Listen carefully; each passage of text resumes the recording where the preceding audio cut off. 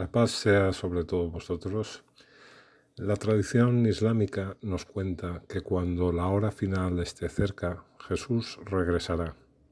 Este retorno se considera un dogma dentro del Islam ortodoxo, pero esta idea únicamente aparece en las tradiciones, donde encontramos todo tipo de detalles sobre la ascensión de Jesús a los cielos y su posterior descenso a la tierra cuando ésta sea gobernada por el Masih ad-Dajjal, cómo acabará con los cerdos y las cruces, las guerras contra los judíos, etc.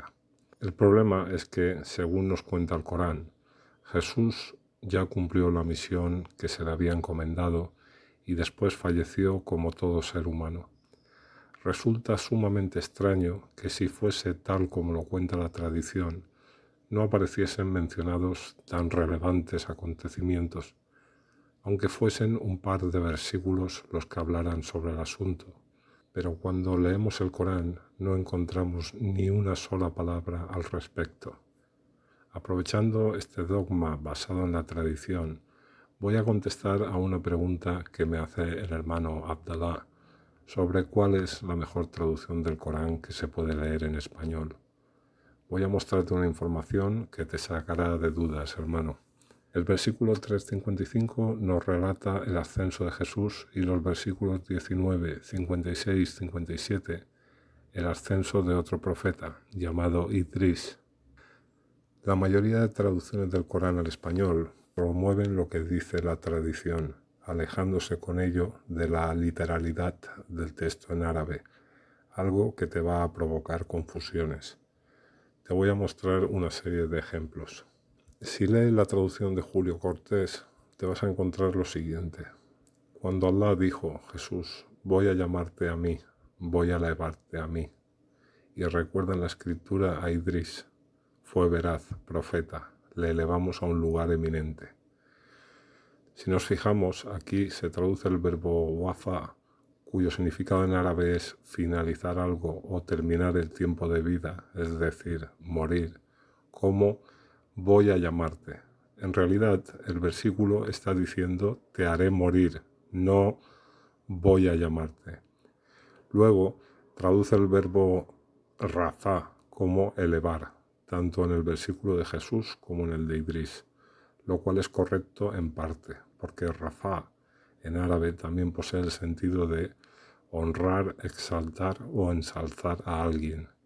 Estos pequeños detalles distorsionan el significado del texto en árabe, o lo que es lo mismo, nacen de una interpretación que antepone la tradición a lo que dice el texto coránico. Si lees la traducción de Abdel-Ghani Melara Navío, verás que dice, cuando dijo Allah a Isa, voy a llevarte y a elevarte hacia mí. Y recuerda en el libro a Idris, él fue veraz y profeta, lo elevamos a un alto lugar. Aquí vemos el verbo wafa, cuyo significado hemos dicho que era morir, traducido como voy a llevarte.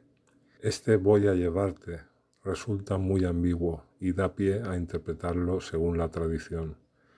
En cuanto al verbo rafa, vemos que lo traduce como elevar en los dos lugares, sin hacer ninguna referencia al significado de honrar, exaltar o ensalzar a alguien. Este tipo de ambigüedades y recortes de los posibles significados de los términos también nos dan a entender que aquí se antepone la tradición a lo que dice el texto coránico. Si lees la traducción de Isa García, te vas a encontrar lo siguiente. Cuando Dios dijo, oh Jesús, te haré morir algún día como a todos, pero ahora te ascenderé a mí. Narrales la historia de Enoc, que se menciona en el libro. Fue un hombre veraz y profeta. Lo elevé a un lugar sublime. Aquí vemos cómo se respeta el significado del verbo wafa, pues aparece traducido como te haré morir. Luego, entre corchetes, añade algún día como a todos, pero ahora, para continuar con un te ascenderé, que se entiende como elevaré, lo cual sería correcto si añadiese alguna referencia a que también significa honrar, exaltar o ensalzar a alguien. Si te fijas, la información que nos proporciona entre corchetes Es una manera sutil de distorsionar lo que dice el texto, pues nos lleva a interpretarlo directamente según la tradición. Por un lado, respeta la literalidad del texto en árabe, pero por otra, se está forzando al lector a creer algo sobre lo que el Corán no ha dado ninguna referencia. A continuación, observamos que utiliza el nombre Enoc en lugar de Idris, añadiendo un comentario a pie de página que explica el porqué de este cambio. Según el traductor, es porque la tradición islámica ha señalado que Idris es el Enoc bíblico. Cierto es que la traducción de los nombres propios al español tiene una lógica para que el no musulmán que lee el Corán entienda de quién se está hablando, pues un no árabe no sabe que Isa es Jesús. Ahora bien, otra cosa es tomar los nombres que aparecen en la Biblia y cambiarlos por los que aparecen en el Corán. Idris es Idris, no Enoc. Entonces, en esta traducción no solo estamos leyendo una interpretación diseñada para promover la tradición, sino que también observamos que se han utilizado fuentes judeocristianas para elaborar el trabajo. Si lees la traducción de Mohammed Assad, verás que dice: «He aquí que Dios dijo, oh Jesús, ciertamente te haré fallecer y te exaltaré hacia mí». Y recuerda por medio de esta escritura divina a Idris. Ciertamente fue un hombre veraz, un profeta, a quien ensalzamos a una posición eminente. Sobre este traductor no te voy a comentar nada, simplemente te leo los comentarios que él mismo deja en su obra a pie de página. Sobre el versículo de Jesús nos aclara: el verbo rafá, elevar, a un ser humano atribuido a Dios significa honrar o exaltar. No existe en el Corán nada que justifique la creencia popular según la cual Dios hizo ascender físicamente a Jesús a los cielos estando vivo. La expresión Dios lo exaltó hacia sí en este versículo denota la elevación de Jesús a la esfera de la gracia especial de Dios, bendición de la que participan todos los profetas, como queda claro por 19:57, en donde el verbo rafá, lo exaltamos, se emplea referido al profeta Idris. Sobre el nombre de Idris también comenta: la mayoría de los comentaristas clásicos identifican al profeta Idris con el Enoc de la Biblia, sin aducir, no obstante, ningún respaldo a esta identificación puramente conjetural. Y a continuación el autor enumera algunas de estas conjeturas en su comentario.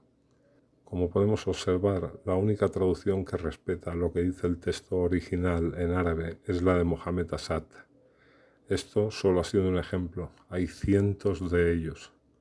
Si bien es cierto que este traductor cita hadices y pasajes bíblicos, en ningún caso permite que estas fuentes se impongan a la literalidad del texto en árabe, y mucho menos al análisis racional del libro, algo que tantas veces nos ha pedido Allah tener en cuenta a la hora de interpretar el mensaje del Corán.